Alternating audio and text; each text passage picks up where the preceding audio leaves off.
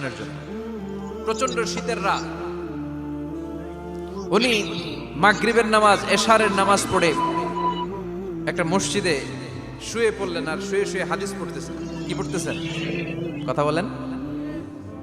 আর মনে মনে ভাবলেন রাতটা মসজিদে কাটায় দিই, ফজরের নামাজ পড়ে আবার বেরোবো। কিন্তু দারোয়ান এসে বলে মসজিদে থাকতে পারবেন না, ওঠেন। দারোয়ান আছে না, কথা কন। আহমদ ইবনে হাম্বল বললেন, আমি শুধু রাতটা থাকতে চাই, আমি তো ফজরেরও মুসল্লি, ফজর নামাজ পড়বো তো এই মসজিদে, আমার থাকতে দাও। দারোয়ান তো দেয় না, কেনা মসজিদে থাকার জায়গা না, যান মিয়া। উনি যে আহমদ ইবনে হাম্বল এটা চিনে নাই, থাকতে দেয় না। কি করবে এখন? উনি কাঁথা গুছিয়ে হাদিসের কিতাব নিয়ে কাঁধের মধ্যে ব্যাগ নিয়ে মসজিদ থেকে বেরোয় গেলেন। কি আর করবেন, প্রচন্ড শীত, আর কাঁপতেছেন বুড়ো মানুষ।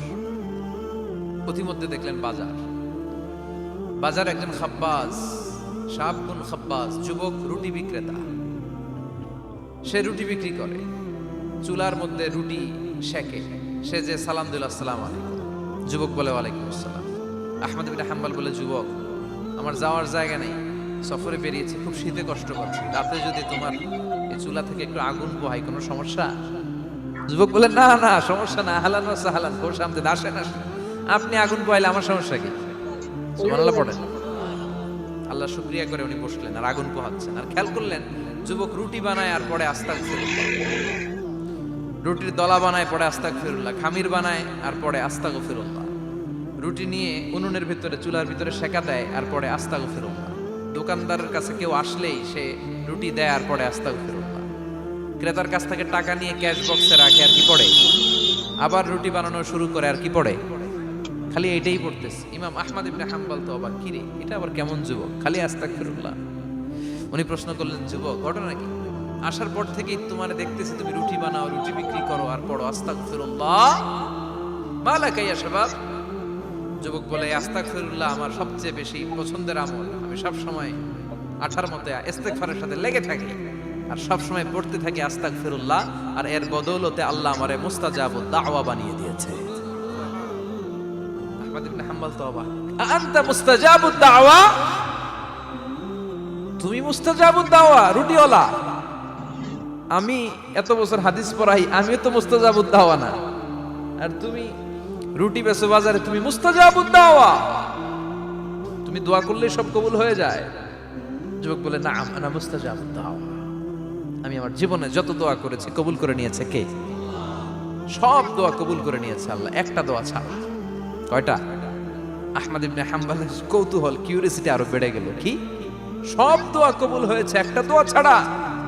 মাযালিকা দুআ ইয়া শাব, কি সেই দোয়া? যুবক এবার বলতে শুরু করলো, আমার জীবনে যে দোয়াটা আল্লাহ কবুল করে নাই সেটা হচ্ছে আমি আল্লাহর কাছে অনেক চেয়েছি, অনেক দোয়া করেছি যে আল্লাহ, শুনেছি এই জামানার সবচেয়ে বড় মুহাদ্দিস, তার নাম নাকি ইমাম আহমদ ইবনে হাম্বল। আল্লাহ তোমার কাছে আমার চাওয়া, আমি যেন এই ইমাম আহমদ ইবনে হাম্বলরে দেখে মরতে পারি, আমি যেন ইমাম আহমদ ইবনে হাম্বলের হাতে হাত রেখে মুসাফা করতে পারি আর তার কপালে একটা চুমু এঁকে দিতে পারি। আহমদ ইবনে হাম্বল আবেগপ্রবণ হয়ে গেলেন, চোখের পানি ছেড়ে দিলেন, বললেন, যুবক তোমার এই দোয়াটাও কবুল হয়ে গিয়েছে। আহমদ ইবনে হাম্বলের দেখা সাক্ষাৎ পাওয়ার জন্য আহমদ ইবনে হাম্বলের বাড়িতে তোমার যাওয়ার দরকার নেই, আহমদ ইবনে হাম্বল তোমার দরবারে ছুটে এসেছে।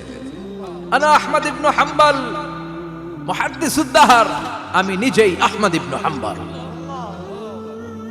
যুবক চোখের পানি ছেড়ে দেয়, আহমদ ইবনে হাম্বল চোখের পানি ছেড়ে দেয়। যুবক চিৎকার মেরে ইমাম আহমদ ইবনে হাম্বলকে জড়িয়ে ধরে, হাতে হাত রেখে মুসাফা করে, কপালের মধ্যে চুমু খায় আর আল্লাহর শুকরিয়া করে বলে, ও ইমাম, আসলে এই দোয়াটাও আল্লাহ আজকে কবুল করে নিল। বিশ্বাস হয়? সবসময় ইস্তেগফার করলে আপনার দোয়াগুলোর এইভাবে কবুল করে নিবে কে? এই পাঁচটা জিনিস পাবেন সবসময় যদি ইস্তেগফারের সাথে লেগে থাকেন। রাজি আছেন তো? এজন্য বিশ্বনবী সব সময় নামাজে সালাম ফিরানোর পরে পড়তেন আস্তাগফিরুল্লাহ। কি পড়তেন? 3 বার পড়তেন আস্তাগফিরুল্লাহ, আস্তাগফিরুল্লাহ, আস্তাগফিরুল্লাহ। পড়তে রাজি আছেন? ইস্তেগফারের অনেকগুলো আলফাজ আছে, সবচেয়ে ছোট ইস্তেগফার হচ্ছে এটা, আস্তাগফিরুল্লাহ, আস্তাগফিরুল্লাহ। আরো আছে, আস্তাগফিরুল্লাহ আল্লাযী লা ইলাহা ইল্লা হুয়াল হাইয়ুল কাইয়্যুম আতুবু ইলাইহি। বিশ্বনবী বলেন, এই ইস্তেগফারটা যদি কেউ পড়ে আত-তাওয়াল্লি মিন ইয়াউমিজ যাহাফ, যুদ্ধের ময়দান থেকে পালিয়ে আসা কবিরা গুনাহ। কি গুনাহ? কাফেরদের সাথে যুদ্ধ, আমি তাগড়া যুবক, তলোয়ার নিয়ে নেমেছি, আমার দেহের এক ফোঁটা রক্ত থাকা পর্যন্ত আমি যুদ্ধ চালিয়ে যাব, আমি ফিরে আসতে পারবো না, আইনটা কার? ফিরে আসলে কবিরা গুনাহ। বিশ্বনবী বলেন, যুদ্ধের ময়দান থেকে ফিরে এসেছে এরকম কবিরা গুনাহ অবলম্বনকারীও যদি আস্তাগফিরুল্লাহ আল্লাযী লা ইলাহা ইল্লা হুয়াল হাইয়ুল কাইয়্যুম ওয়া আতুবু ইলাইহি পড়ে, ওই কবিরা গুনাহকারীকেও ক্ষমা করে দিবে কে? পড়তে রাজি আছেন তো? আবার সাইয়েদনা আবু বকর বললেন, ইয়া রাসূলুল্লাহ আল্লিমনি দুআআন আদউ বিহি ফি সালাতি, এমন দোয়া আপনি আমারে শিক্ষা দেন যে এই দোয়াটা আমি নামাজে পড়তে পারি।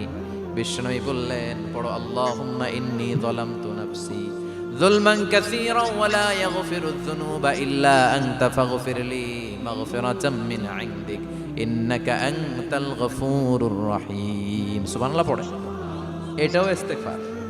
আমরা এটার বলি দোয়া মাসুরা, সালাম ফেরানোর আগে পড়ি না? যেখানেই ক্ষমা চাওয়ার কথা আছে ওইটারই কি বলে?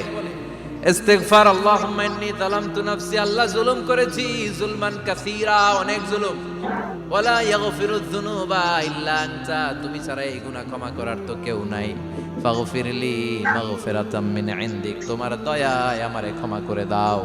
ইন্নাকা আনতাল গফুরুর রহিম, তুমি হলা ক্ষমাশীল। ঠিক কি না? এটাও ইস্তেগফার, এটাও পড়বেন।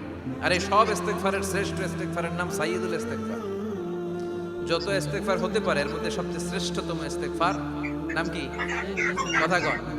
বুখারীর বর্ণনা, শাদ্দাদ ইবনে আউস রাদিয়াল্লাহু তাআলা আনহু বর্ণনা করেন, এই সাইয়্যিদুল ইস্তেগফার দিনের বেলা যে পড়বে ওই দিনে মারা গেলে সে জান্নাতি।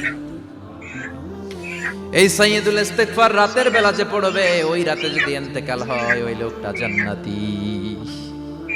মুখস্থ আছে না? কার কার মুখস্থ হাত তুলেন। মাশাআল্লাহ, তাবারাকাল্লাহ, মাশাআল্লাহ, মাশাআল্লাহ। আর যাদের নাই তাদের হোমওয়ার্ক, তাদের